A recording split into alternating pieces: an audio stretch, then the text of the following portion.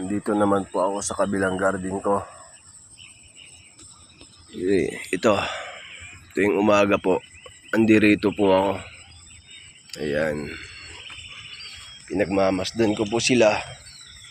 Ayan, oh. Nakakapawi ng stress at pagod pag nakikita tong mga mga bulaklak niyan, tulad po niyan, splash. Oh. Kay ganda nga naman ng splash, oh. Grabe po yung bulaklak niyan. Kahit hindi mo na po siya i-graph. Oh. Ito naman purple. Oh. Purple po. Ayan, oh. Marami po yan, oh.